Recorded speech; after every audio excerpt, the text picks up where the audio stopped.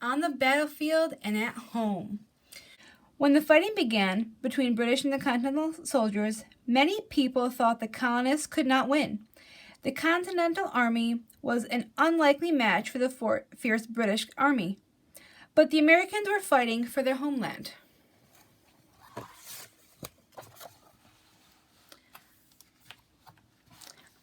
American and British military.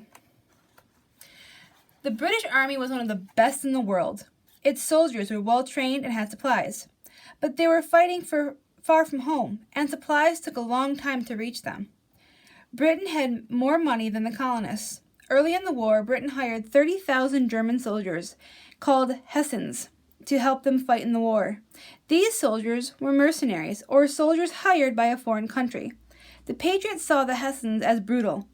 Their entry into the war convinced some neutral Americans to join the Patriots' cause. The Continental Army was not well trained and had few resources. Financing the war was difficult. Generals sometimes could not agree on strategy, but they were fighting for a cause they believed in. The American forces included local militias. These were groups of armed men who stayed on their land and protected it from invasion.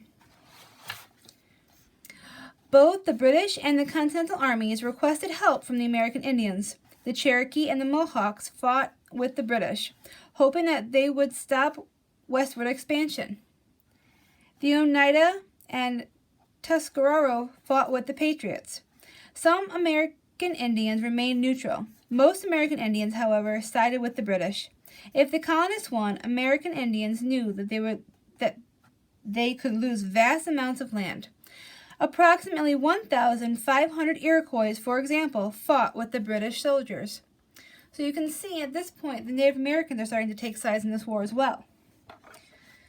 So, reading check number 1. It says, compare and contrast. Use the chart to identify and describe differences and similarities between the British Army and Continental armies. Now, on this chart, the British armies, they already have filled out for you. It says plenty of supplies, including hired soldiers, and they were well trained. All this is very true. The British had probably the best army in the world. Now, the Continental Army, it started for you. It has few resources, included local militias. Now, we read about the Continental Army up here in paragraph 3. So you can finish filling out this chart right here with paragraph 3. Okay, that's where you're going to find your answer. Paragraph 3. Now, this says both. So this is talking about both the Continental Army and the British Army. Now, if you remember, up here in paragraph 4, it says both the British and Continental armies requested help from American Indians. So for under both, we can write requested help from American Indians.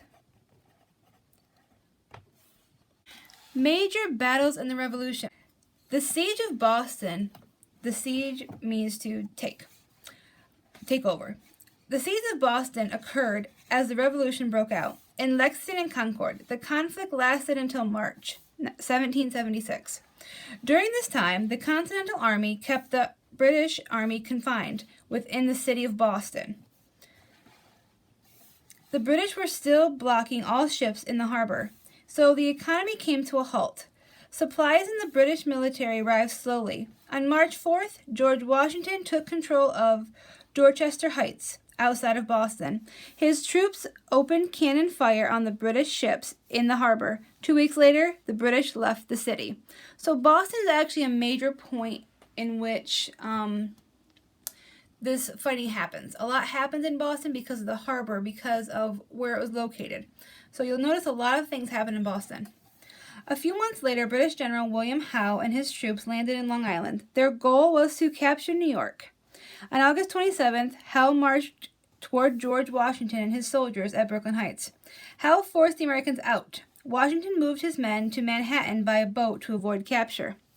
During the fall and winter of 1776, more battles raged. After a loss in White Plains, New York, Washington and his men were pushed into New Jersey and then to Pennsylvania.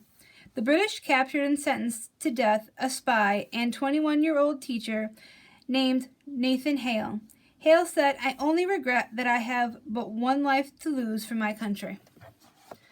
So you'll see this very famous depiction of George Washington led his troops across the icy Delaware on the night of December 25th, 1776.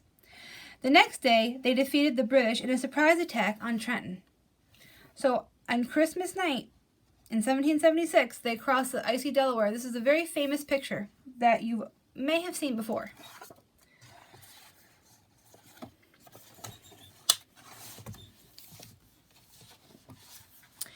Washington needed a victory, so he planned a surprise attack on Trenton, New Jersey on the night of December 25th. Washington and his troops crossed the icy Delaware River towards New Jersey. The next morning, they surprised and defeated the Hessians who controlled Trenton. Soon after, Washington was victorious in Princeton, New Jersey. These victories gave the Continental Army a much-needed morale boost. Means they needed to feel like good and better about how they were doing in the war. So these victories really helped boost their spirits. The turning point. In fall of 1777, the Battle of Saratoga was a turning point in the war. Tadeusz Kosciuszko, also spelled Thaddeus Kosciuszko, an engineer from Poland, had helped the Patriots build a fort near the city. On September 19th, British General John Burgoyne won a small victory there against the Americans. The Americans were led by Horatio Gates and Benedict Arnold. Burgoyne attacked the Americans at Saratoga again on October 7th. This time, he was defeated and forced to retreat or withdraw. 10 days later, Burgoyne surrendered to the Americans. Benedict Arnold later betrayed the Patriots. In 1780, he plotted to surrender to the British in Fort of West Point, New York. The plan failed. He became one of the most famous traitors in the American history. In September 1777, Hessians descended on Philadelphia. This caused the delegates on the Second Continental Congress to flee to York, Pennsylvania, where they continued their work. The fight in Pennsylvania lasted months. The Americans suffered many casualties. Washington withdrew his troops and spent the winter at Valley Forge. Eventually, King George III ordered British General Henry Clinton to leave the city, but many troops had died and the city was damaged.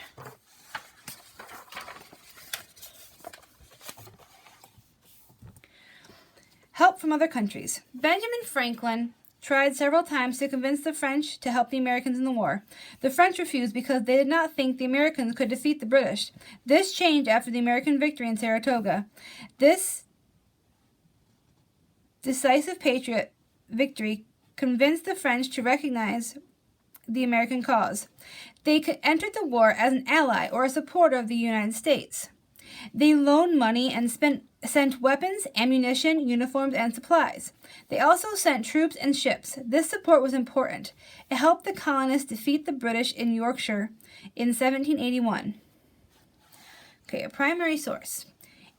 If war should break out between French and the Great British during the continuance of the present war between the United States and England, His Majesty and said United States shall make it a common cause to aid each other mutually with their good offices, their counsel, and their forces. Now, this was a treaty of alliance between the United States of America and His Most Christian Majesty of France. So this is from an actual document called the Treaty of Alliance. Other countries joined America's cause as well. The Dutch people lived under a harsh ruling class at the time. They understood the plight of the Americans. They formed an alliance with America and sent ammunition. An alliance is a formal agreement of friendship between countries. Holland was also a trade partner with America. It angered Britain that Holland helped its enemy. As a result, Parliament declared war on Holland. In 1779, Spain declared war on Britain over land west of the Mississippi. Spain was already aligned with the Americans, but now it involved war for the other reasons. Catherine II of Russia refused Parliament's request to send troops to America to help the British. The country remained neutral, continuing trade with the colonies and indirectly helping the Americans. Women during the Revolution. The American Revolution was fought for freedom with an unjust government. But even if the colonists won the war, many people, women included, would not gain any liberties. The Revolution did bring about some change, however. Since women introduced children to a reasonable and responsible adults, a new idea emerged of wives and mothers as a Republican motherhood. Women also worked as nurses, cooks, soldiers, and spies during the war. Many who joined the army did so to make money for their families. Deborah Sampson, of Massachusetts, fought in the Revolution disguised as a man. Molly Pritchard, a nickname of Mary Ludwig of New Jersey, became known for bringing men water during the Battle of Monmouth. Well-known women were also involved in the war effort. Martha Washington spent many winters with George Washington helping soldiers in their camps. Mercy Otis Warren was a political writer and advocate of independence. She was critical of British rule and urged to fight for freedom. Phyllis Wheatley was an enslaved African American. She was a poet and strong supporter of independence. All right, reading check. Identify how each woman helped in the revolutionary cause. Now, Deborah Simpson can be found in paragraph 2. Molly Pritchard can be found in paragraph 2 on this page. And Phyllis Wheatley can be found in paragraph 4. Okay, list underneath here how they helped the revolutionary cause. The Declaration of Independence declared the freedom for all, but it did not call for the end of slavery. Thousands of black men fought on both sides of the war, free and enslaved. African Americans fought with the Patriots at Lexington, Concord, and Bunker Hill. But the Continental Congress had stopped accepting African Americans into the Army.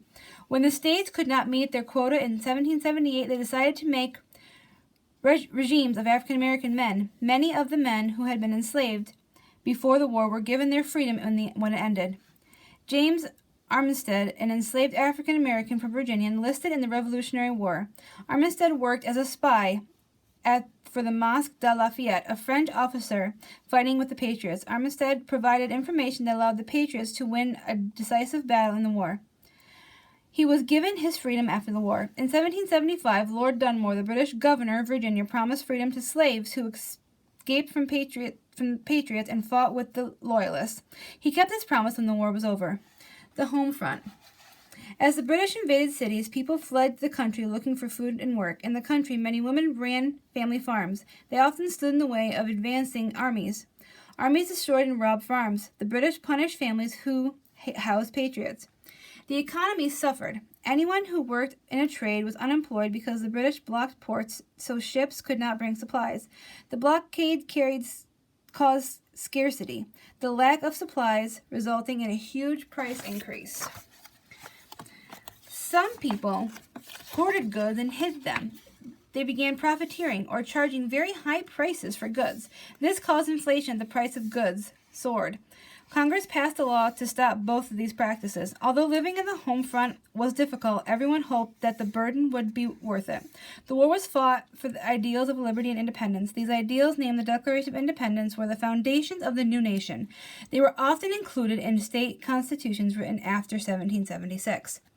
Okay, so for our lesson check. Cause and effect.